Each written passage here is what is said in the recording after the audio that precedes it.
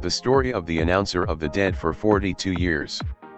For more than 42 years, Afghan citizens have relied on their nation's national radio for the identification of the victims of their endless coups, invasions, wars, and armed conflicts.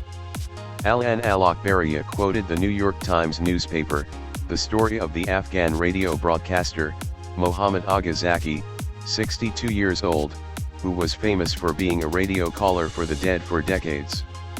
The American newspaper report said that Agha Zaki has been working for Afghan radio for more than 42 years, since he was an apprentice in his 20th year, noting that during these decades, Muhammad Agha was sitting inside the main radio room, waiting for the arrival of his assistant and sometimes alternate, Dia al-Din Aziz, to enter it with the names whose death has been confirmed, so that their names will be broadcast in specific periods of the day.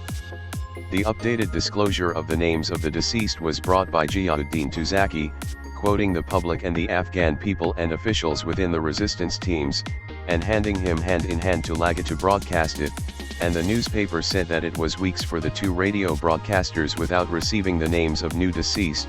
and it was the average age of the deceased reaches for over a period of 40 days. Agha says he remembers most of the deaths announced in this radio studio, which included his announcement of the killing of an Afghan president who was supported by the communists in 1979, and at that time, a representative of an Afghan party attended and dictated what he should have broadcast.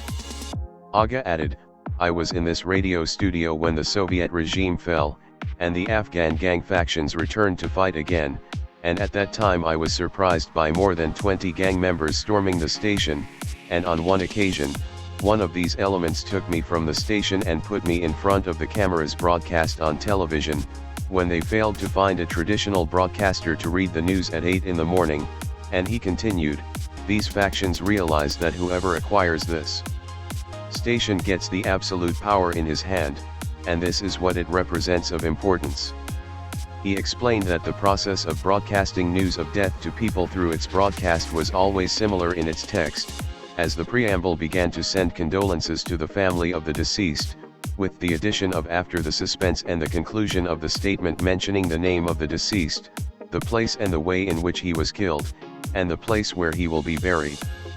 And if the deceased was a woman, her name is not mentioned, and it is indicated that she was the wife of Mr. Flan or the daughter of Mr. Flan, or the mother of Mr. Flan, and Agha pointed out that the length of the text of the statement is related to how important the deceased was and whether he belonged to one of the major tribes in Afghanistan.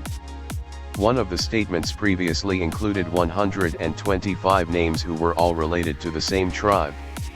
The Afghan broadcaster commented on the importance of the radio now, saying that the killings did not stop, and that the citizens stopped following the radio, and turned their attention more to social media, but he believes that the communication sites will not give the dead the honor that the radio statement gave them in past years.